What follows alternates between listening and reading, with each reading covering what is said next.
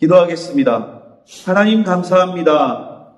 세상 한가운데에서 거짓과 우상들이 가득한 한가운데에서 주는 그리스도시요 살아계신 하나님의 아들이십니다 라고 고백하는 베드로의 고백이 오늘도 우리 입술에서 흘러나오게 하여 주옵소서.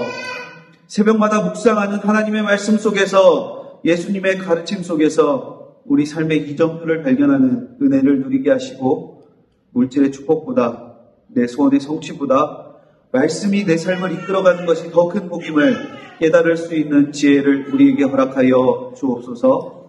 내게 주시는 매일의 말씀들이 함께 예배하고 말씀 보고 묵상하며 기도하는 우리 모두에게 각각 다르게 말씀해 주시는 그 은혜를 누리며 우리 모두의 믿음이 자라고 매일매일 우리와 나의 연약한 매듭들이 하나씩 풀어져 나가는 우리의 하루하루가 되기를 소망합니다.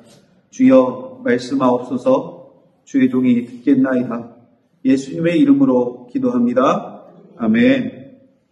자, 우리가 함께 살펴보고 있는 이 마태복음에서 지금 가이사랴 빌립보라는 그런 지역에 대해서 우리가 어제 살펴봤죠. 그곳은 어떤 곳이었습니까? 황제를 숭배하고 그리고 수많은 거짓 신들, 가짜 신들, 우상들을 숭배하는, 그러니까 우상 신전이 가득하고 그 우상의 뜰이 가득한 그런 한가운데에서 그들이 주님이 살아계신 하나님의 아들이고 그리스도이십니다 라고, 주는 그리스도시요 살아계신 하나님의 아들입니다 라고 그 가장 거짓된 곳 한복판에서 고백했던 그런 사건이 있었던 것이 가이사랴 빌립보였습니다. 그리고 오늘 본문에 보면 그로부터 6일이 지났습니다. 베드로와 야고보, 요한을 데리고 예수님께서 산에 올라가십니다. 이 산에서 이제 예수님이 변화되고 변형된다 이런 표현이 쓰여져 있는데, 이 사건이 있었던 이 산이 어떤 산이냐, 우리가 부르기는 이 산의 정확한 명칭을 가지고 추측할 수가 없습니다. 왜냐하면 예수님이 변화하셨던 그런 어떤 상징성을 가지고 변화산이다 부르는 것이, 실제 산 이름이 변화산인 산은 없어요. 근데 성경에는 변화산, 변화했던, 이렇게 올라가셨던 산, 이 정도만 나와 있기 때문에 그럼 이 산이 어딜까? 그래서 추측만 할 뿐이죠. 그러면 예수님께서 걸어서 가이사랴 빌립보에서 한 6일 거리 이내에서 올라가실 수 있는 산들이 몇 개 안 되는 거죠.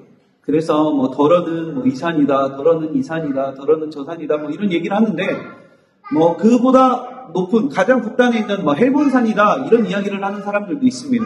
그런데 이게 어떤 산인지 알려주시지 않은 것은, 이 산이 어떤 산인지 우리가 머리를 싸매고 고민하는 게 큰 의미가 없다는 거죠. 이 산이 어떤 산인지 아는 게 우리에게 그닥 유익을 주지 않는다는 거죠.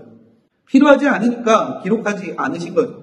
이곳에 보면 세 제자, 베드로와 야고보와 요한, 이 세 제자는 되게 대단한 이 모습을 직접 보게 됩니다. 예수님께서 영광스럽게 변화되는, 본문에는 앞에서도 얘기했던 것처럼 변형된다라고 표현되는 그런 놀라운 광경을 보게 됩니다. 예수님의 그 변형되는 모습을 보고 그것만 본 게 아니라 딱 봐도 예수님 말고 두 사람이 나타났는데, 여기에 보면 그들이 모세이고 엘리야라는 거를 너무 고민도 없이 딱 알아봐요. 왜 그랬을까요? 모세와 엘리야 하면 딱 가지고 있는 특징들이 있었습니다. 구약 성경에 수도 없이 언급되었던 모세는 이런 모습이다 라고 기록되어 있었던 그 모습, 얼마나 그들이 모세오경, 토라 이것들을 많이 보고 반복하고 듣고 잘하고 그렇게 해왔겠습니까? 우리들이 생각하는 거랑은 다를 정도로 유대 민족으로 태어나면 그냥 기본적으로, 심지어 그 말씀을 내 이마에 대고 이걸 문자 그대로 해석해서 토라, 모세오경을 아주 깨알같이 써가지고 돌돌돌 말아서 통에 담아가지고 이마에다 이렇게 붙이고 띄고 이렇게 두르고 그러고 이러면서 기도를 합니다. 그럴 정도로 그들의 삶에 밀접하게 영향을 끼쳤던, 그리고 그들은 태어나면서부터 모세오경을 외우기 시작해요.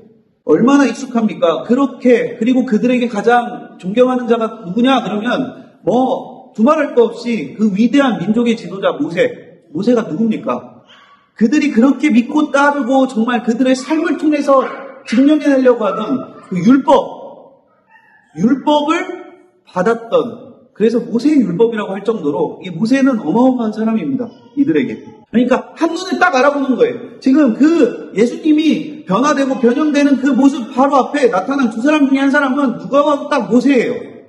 그 옆에 나타난 사람은 누가 봐도 엘리야입니다. 엘리야도 심상치 않아요. 엘리야도 어떤 모습이었는지 성경에 그 생전의 모습부터 그리고 말라기, 심지어 구약 성경의 마지막 예언서인 그 말라기서에까지 마지막 때에 엘리야를 보낸다. 그렇게 예언되어 있습니다. 그렇게 딱 일치하는 이들이 나타납니다. 한눈에 봐도 알아볼 수 있을 만큼 구전으로 전해 내려오고 성경에 기록되어 있던 그 모습들과 일치하니까 한눈에 알아볼 수 있었던 게 바로 이 모세와 엘리야였습니다. 그리고 모세와 엘리야가 예수님과 대화를 나눕니다. 그러니까 여기에서 무리를 걷고 주는 그리스도시요 살아계신 하나님의 아들입니다 라고 고백해서 칭찬받았다가 그 뒤에 나름대로 예수님을 어떻게 십자가에 못 박혀서 죽게 합니까? 라면서 그 예수님 내가 지켜드리겠습니다 라고 정말 그 나름 사랑하는 마음과 충성된 마음을 가지고 툭 내뱉었다가 사탄아 물러가라 라면서 세상에 책망도 이런 책망이 어디 있습니까? 사탄아 물러가라라는 얘기. 그런 얘기까지 들었던 베드로. 그런데 여기서도 순식간에 또 흥분합니다. 이런 놀라운 모습을 보고 흥분해요. 세상이나 그렇게 존경이 맞지 않던 모세, 그렇게 기다리던 엘리야, 그들이 목숨 걸고 지켰던 그 율법을 하나님으로부터 직접 받았던 모세, 애굽에서 우리 민족을 구원했던 그 민족의 구원자 모세, 그리고 또 한 사람은 말라기 4장 5절에 예언되어 있었던 그 사람입니다. 엘리야. 예언의 인물, 가장 위대한 인물들을 본 베드로는 흥분해서 또 한마디 뱉습니다. 저는 여기가 너무 좋아요. 예수님만 허락하시면 여기에다가 초막 셋, 영어 성경에 보면 쉘터라고 되어 있어요. 쉘터 셋을 짓고 하나는 예수님을 위해, 하나는 모세를 위해, 하나는 엘리야를 위해서 짓고 여기 눌러 살았으면 좋겠습니다. 이런 베드로의 흥분과 희망사항에 예수님이 답을 해주시지 않아요. 누가 답을 하십니까? 하늘로부터 답이 들려옵니다. 베드로와 야고보와 요한이 보고 있던 모든 광경, 그들이 정말 지금 황홀하고 정말 그렇게 그 놀라움을 금치 못했던 그 모습을 다 가려요. 하늘로부터 구름이 내려와 구름으로 덮어서 아무것도 볼 수 없게 된 채 압도적인 거룩함, 경외가 밀려올 수밖에 없는 그런 목소리가 하늘로부터 들려옵니다. 이는 내 사랑하는 아들이요 내 기뻐하는 자니 너희는 그의 말을 들으라. 이랬겠죠. 이런 놀라운 일을 경험한 뒤에 그 산에서 내려오는 길에 예수님과 제자들이 나눴던 대화가 이제 9절에서 13절까지 이어지면서 우리가 오늘 함께 살펴보는 이 본문의 내용들이 이렇게 구성이 되어 있습니다. 본래 성경은 우리가 이렇게 9장 1절에서 13절 이런 식으로 1절, 2절, 3절 이렇게 장과 절이 구분되어 있지 않았습니다. 통으로 되어 있었어요. 그러니까 17장 1절, 2절 이렇게 구분을 나누는 것도 처음 기록될 때는 이걸 하나하나 1절을 기록하고 2절을 기록하고 이렇게 기록한 게 아니랍니다. 특별히 더 신약 성경은 구약 성경 같은 경우에는 그렇게 보기 위해서 어떤 이야기를 한 단락씩 하고 한 줄 띄고 한 단락씩 하고 한 줄 띄고 이런 식으로 나름대로 구성을 한번 수정해서 변형해서 그렇게 읽기는 했었지만 신약 성경 같은 경우에는 지금처럼 우리가 보는 것처럼 장과 절을 아주 디테일하게 구분한 거는 1200년대 그러니까 지금으로부터 한 900년쯤 전에 이게 된 겁니다. 그러니까 물론 우리가 이 부분에 대해서 알고 성경을 읽으면 유익하겠죠. 이 장과 절을 굳이 구분해 놓은 이유는 뭐냐면은 처음은 이렇게 쓰여지지 않았지만 이 성경을 찾는 게 너무 어려웠던 거예요. 그러니까 많은 사람들이 성경을 보는데 어려움을 겪습니다. 뭘 찾으세요? 그러면 지금 우리 룻기 1장 8절을 찾으십시오. 그러면 맨날 여기 앞에 스크린을 띄워주고 하다 보니까 룻기가 어디 있냐 이거부터 시작해가지고 장과 절 찾는 이런 것들도 익숙하지 않습니다. 그게 있어도 찾는 게 어려운데 심지어 그것조차 없으면 정말 찾기가 어려웠죠. 그래서 이걸 좀 더 쉽게 찾고 우리가 말씀을 좀 더 쉽게 보기 위해서 장과 절을 구분을 한 거예요. 그러니까 성경을 찾아보기 쉽도록 장과 절을 구분했다면 내용을 이해하기 위해서는 장과 절을 구분하기 전에 본래 쓰여졌던 모습을 우리가 이해하고 성경을 보는 것도 굉장히 좋습니다. 그렇기 때문에 성경을 읽을 때 이런 접속사나 장소, 시간, 특정한 변화 이런 게 기록되어 있으면 꼭 17장이니까 17장 1절부터 읽어야지 이렇게 보기보다 여기 뭐지? 엿새 후에 어떤 날로부터 엿새 후이지 하고 앞으로 넘어가서 거기에 있었던 사건이나 그러면 오늘 본문보다 6일 전에는 무슨 일이 있었는가 라면서 앞뒤를 함께 살펴보는 것도 굉장히 우리가 이 말씀을 보고 은혜를 받는데 도움이 됩니다. 오늘 본문의 엿새 후에라는 이 표현이 16장 마지막 절과 연결해서 보고 그리고 그 마지막 절이 나오게 된 마지막 어떤 가르침, 사건 이런 것들과 연계해서 본다면 굉장히 또 17장만 보는 것과는 새롭게 다가올 수 있습니다. 16장 28절 한번 볼까요? 16장 28절에 보면 진실로 너희에게 이르노니 여기 서 있는 사람 중에 죽기 전에 인자가 그 왕권을 가지고 오는 것을 볼 자들도 있느니라 라고 말씀하신 후에 엿새 후에 인 것입니다. 예수님의 십자가, 죽음, 부활과 십자가 지고 나를 따르라 라고 그렇게 처음으로 제자들에게 가르치고 나타내셨던 그 사건, 그리고 그 가르침, 그것이 채 일주일도 지나기 전에 이 놀라운 가르침과 예수님의 그 약속의 말씀이 파바박 떠오를 만큼 놀라운 광경을 지금 이 제자들이 눈으로 보게 되는 겁니다. 베드로가 흥분한 것도 무리가 아니죠. 지금 아직 생생합니다. 그 가르침과 그 예수님께서 처음으로 말씀해 주셨던 그 충격적인 그 예수님이 앞으로 가셔야 될 그 길에 대한 나타내심이 떠오릅니다. 힘들고 어려운 그 고난을 굉장히 상상하고 십자가를 지고 나를 따라라, 너를 부인하고 그리고 나를 쫓아야 된다 이렇게 말씀하셔서 우리가 걸어가야 될 길 진짜 얼마나 힘든 고난길일까 막 이런 생각을 일주일 동안 엄청 복잡한 가운데 했을 거예요. 그런데 지금 어떤 광경을 보는 겁니까? 예수님이 이게 변화되고 얼굴은 해같이 빛나고 그 앞에 누가 나타납니까? 너무나 위대한 구약의 인물들이 둘이 나타나는 겁니다. 상징적으로 모세는 누구예요? 그들이 노예로 있던 그 애국, 이집트에서 이 민족을 이끌어내서 구원해가지고 하나님이 약속하셨던 그 가나안 땅에 들어가기 직전까지 그들을 이끌어줬던 위대한 민족의 지도자입니다. 엘리야는 약속하셨던 메시아를 보내기 전에 엘리야를 보내서 그 얘기를 예비하겠다라고 명확하게 성경에 예언되어 있었던 그런 인물입니다. 그것뿐만이 아니라 엘리야가 얼마나 많은 또 그런 권능과 능력을 행했습니까? 심지어 죽지 않고 하늘에 슝 굴림받아서 그런 이들이 눈앞에서 나타나서 예수님하고 도란도란 대화를 나누니까 그냥 뭐야 이게 지금 그 놀라운 엘리야가 왔으니 메시아가 그리고 왕권을 가지고 다시 오신다고 그랬는데 여기다 초막 짓고 여기 왕궁이라도 세우기 시작해야 되는 거 아닌가 이런 흥분이 그 베드로 다혈질인 흥분 이걸 궁금해가지고 이제 어젯밤에 베드로의 MBTI가 뭔가 이런 것도 좀 찾아봤습니다. 이미 많은 사람들이 연구를 해놨더라고요. 굉장히 나서기를 좋아하고 그리고 뭔가 속으로 꿈하기보다는 표현하기를 좋아하고 이런 특징을 가지고 있다는데 우리는 예전에 이런 베드로를 그냥 편하게 다혈질의 성향을 가진 베드로다 이렇게 이야기를 했었죠. 그렇게 흥분한 베드로 앞에 하나님께서 어떻게 하시느냐 눈앞에 보여주신 모든 것들을 구름으로 싹 덮어버리시는 겁니다. 그 놀라운 광경을 눈으로 보고 지금 잔뜩 흥분해 있는데 이 제자들의 눈을 가리고 그때 하나님의 음성을 들려주십니다. 그러니까 여기에서는 이제 거룩함, 경외로움, 장엄함, 근엄함 이런 걸 싹 다 빼고 내용만 가지고 정리해 본다면 이런 내용이죠. 하나님께서 야야야야 내가 지금 얼마나 소중하고 사랑하고 내가 얼마나 보기만 해도 아까운 그렇게 기뻐하는 내 하나뿐인 아들을 보냈는데 제발 그 내 아들 말 좀 들어라, 야. 제발 말 좀 들어. 좀 말 좀 들어. 그 음성이 들려지는 겁니다.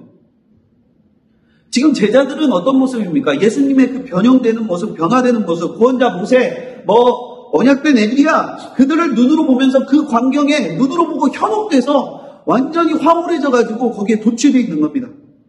흥분해버린 그들을 압도적인 경외로 장악하시고, 그리고 구름을 보내서 그 눈을 가리시고 음성을 들려주시는 거예요.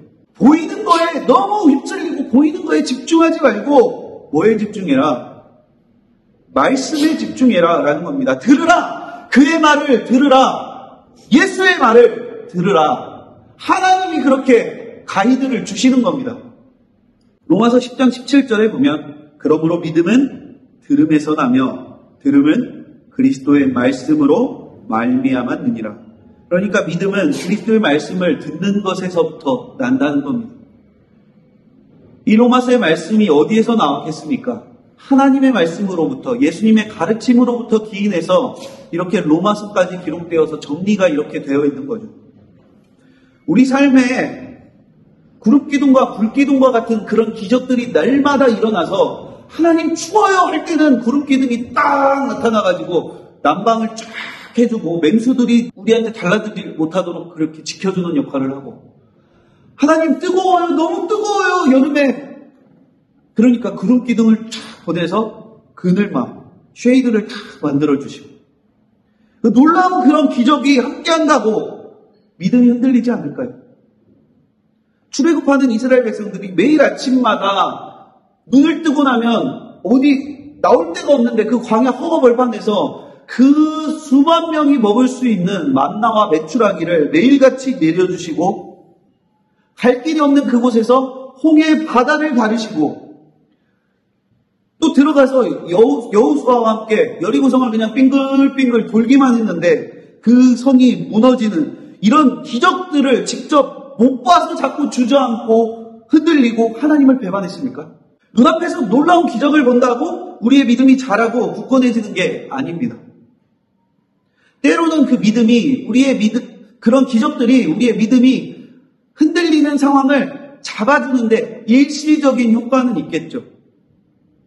내가 머리가 아플 때 잠깐 먹는 그런 타이레놀처럼 뭔가 일시적인 효과는 있을 수 있습니다.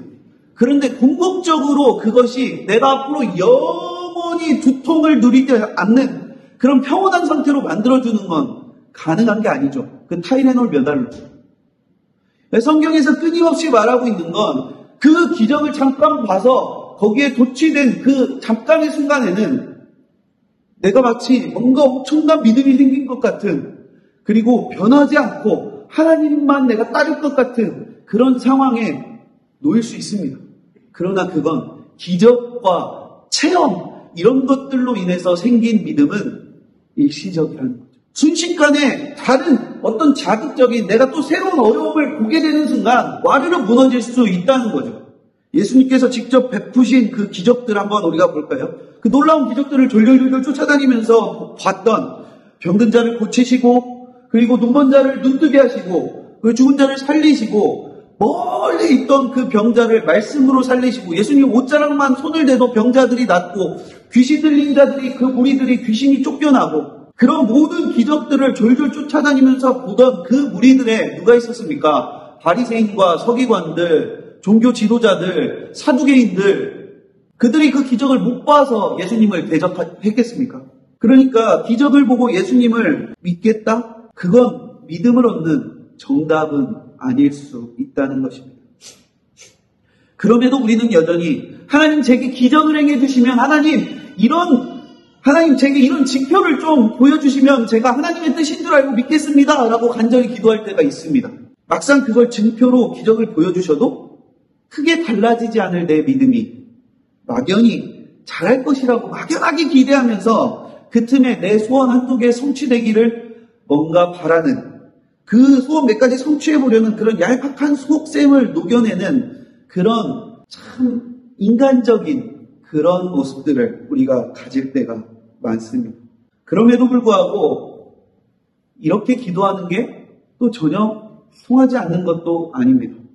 우리가 연약하고 아직 어린아이와 같을 때에는 얼마든지 받아주시고 들어주시기도 하고 기다려주시기도 하지만 지금 오늘 본문의 제자들은 그런 시기를 지난 겁니다. 더 이상 어린아이처럼 칭얼대며 떼쓰고 눈앞에 화려함에 취해서는 안 된다는 것입니다. 지금 저희 막내 주엘이가 여기 와가지고 아빠 막 이러면서 지금 막 돌아다녔잖아요. 아니 누가 지금 예배 시간에 이렇게 떠들고 돌아다니고 시끄럽게 라고 아무도 안 그러셔요. 왜 그렇습니까? 제가 애기니까 그래요. 어리니까 용납이 됩니다. 그런데 만약에 김경희 집사님 예배 시간 갑자기 그냥 예배 드리다 말고 김 집사 목사님 잠깐만 조용히 해줘봐요. 자 지금 중요한 전화니까 설계 잠깐만 좀 해주시오. 김 집사 이러면 어떡해? 민주야 집사님 좀 끌어내. 이렇게 되겠죠. 왜요? 왜 용납이 안 돼요? 그러지 않을 수 있는 사람이고 그만큼 어른이지 않습니까? 불과 일주일도 지나지 않았습니다. 예수님께서는 당신의 죽음, 고난, 그리고 부활하실 것을 제자들에게 말씀하셨어요. 처음으로 그 충격적이고 정말로 그 깊은 비밀을 제자들에게 처음으로 나타내셨습니다. 그리고 그 길을 너희들도 나와 함께 가고 너희를 부인하고 나를 따라오라 라고 말씀하셨습니다. 그런데 불과 지난주일 말씀도 설교 말씀도 기억나지 않고 여전히 눈앞에 보이는 것들에 온통 신경을 빼앗기는 그런 우리들에게 나에게 하시는 그런 말씀이 아닐까요? 일주일도 버티지 못하는 6일밖에 지나지 않은 이 시점에서 예수님이 그렇게 정말 중요하게 가르치셨던 그 가르침, 십자가, 죽음, 부활, 그리고 그것을 같이 함께 가고 따라야 되고 십자가를 지고 그 길을 쫓아야 된다는 일주일은커녕 며칠 전에 보고 들은 말씀도 되뇌이지 못하고 있는 내게 주시는 말씀을 맺습니다. 말씀을 맺으면서 이 뒷부분을 다시 한번 정리하려고 합니다. 놀라운 것을 보고 경험하더라도 주님의 말씀이 빠진다면 아무리 기적을 보고 아무리 놀라운 것을 체험해도 그 안에 주님의 말씀이 없다면 믿음이 자랄 수가 없다는 것입니다. 만약 베드로와 야고보와 요한이 주는 그리스도시요 살아계신 하나님의 아들입니다 라고 앞장에서 그렇게 믿음으로 고백했던 그것이 6일이 지난 이 시점에 정말로 마음에 깊이 뿌리박고 그렇게 정말 하나님의 말씀으로 예수님의 말씀으로 그들에게 자리를 잡았다면 여기에 초막새 짓고 여기에서 우리가 살겠습니다 이러지 않았을 거라는 어떻게 했겠어요? 6일 전에 한 일주일쯤 전에 그때 예수님께서 내게 해주셨던 말씀처럼 주님께서 하셨던 그 말씀 내가 따르겠습니다. 주님 앞장서시죠.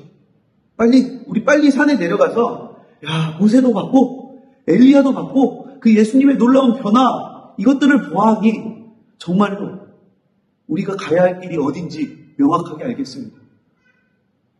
어서 내려가서 예수님이 하셨던 것처럼 하나님 나라를 가르치고 전하고 고치는 일부터 그리고 더 나아가서 십자가 지는 그 고난의 길까지 다 우리가 따라가겠습니다. 라고 확신하는 모습을 보였어야 하지 않을까요? 여전히 여기에 눌러앉아서 민족의 지도자 모세도 왔고 민족의 구원자 모세도 왔고 모세처럼 예수님이 우리를 로마에서 구원해 주시려고 하시는 건가? 그래서 모세랑 뭔가 대화를 나누시는 건가? 그런 그들에게 예수님은 다시 한번 들려주십니다. 주님의 말씀, 죽으심과 부활에 관해서 말씀하시죠. 여기에 자리 잡을 것도 아니고 이거 내려가서 너네가 본 거 말하고 다니지 마라. 이거 누가 들으면 모세를 봤다 이런 얘기하면 또 이 로마로부터 구원해줄 어떤 정치적인 독립을 그런 것들을 위해서 왔다고 사람들이 오해하고 착각하지 않겠냐.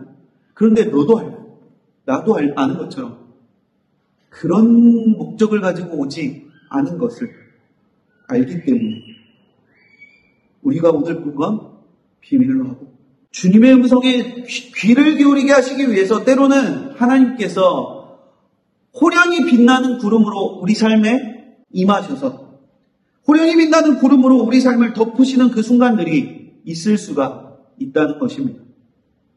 이게 어떻게 보면 잘 나가다 갑자기 훅 주저앉는 것과 같지만 이게 우리에게 주시는 너희는 그의 말을 들으라 라고 말씀하시는 하나님의 음성으로 깨달아지는 은혜가 주어지기를, 그런 은혜가 누려지기를 축복합니다. 이때 우리가 구하고 기도하고 집중해야 할 건 뭡니까? 하나님, 이 문제를 해결하는 해결책을 내게 주세요. 하나님, 내게 뭔가 상징적인 어떤 기적과 표적을 좀 보여주세요. 이게 아니라 주님의 말씀에 귀를 기울여야 하는 순간이라는 것입니다. 환상을 보여주시고 기적을 베풀어 주시기를, 기적을 보여주시기를 구하기보다 주님의 음성, 주님의 말씀, 주님의 마음을 나에게 부어주시기를 기도하면서 그 음성을 듣는 새벽이 되기를 예수님의 이름으로 축복합니다. 기도하겠습니다. 하나님 감사합니다. 왜 하나님께서는 우리 삶에 구름을 덮으시는지, 혹여나 하나님의 음성을, 주님의 음성을 듣는 것에 소홀한 채 내가 내 말만 하고 내가 원하는 것들만 주님께 구하며 살아가고 있지는 않은지, 그 구름을 보며 구름에 덮여 한 치 앞도 보이지 않는 그 순간에 되돌아보고 깨달아지게 하시며 그 안에서 세상 것들, 그리고 내가 그동안 바라보고 있던 것들을 가려진 그 상황에서 나를 향해 말씀하시는 주님의 음성이 들려지게 하옵소서.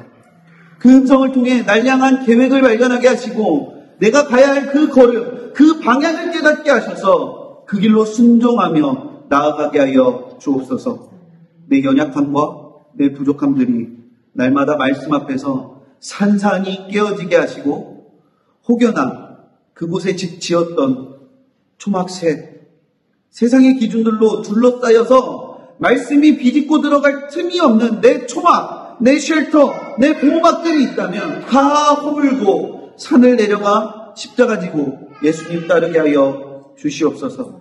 그렇게 기다리고 되뇌이던 구약의 예언들이 눈앞에 성취되어 있어도 엘리야라고 표현되었던 그 주님의 오실 길을 예비했던 세례 요한이 그 예언이 성취되는 모습으로 그 예언을 심지어 다 성취하고 지나갔어도 알아보지 못합니다. 예수님께서 허락하시고 풀어주시고 말씀해 주시기 전까지 그것이, 그 예언이 성취되고 있다는 것을 깨닫지 못했던 것처럼 우리의 힘과 우리의 경험으로는 눈앞에서도 발견하지 못하고 눈앞에서도 깨닫지 못하고 눈앞에서도 알아채지 못하는 것들이 너무나 많습니다. 주님, 말씀하셔서 알게 하시고 그 말씀이 들리는 삶 되게 하여 주옵소서. 예수님의 이름으로 기도합니다. 아멘.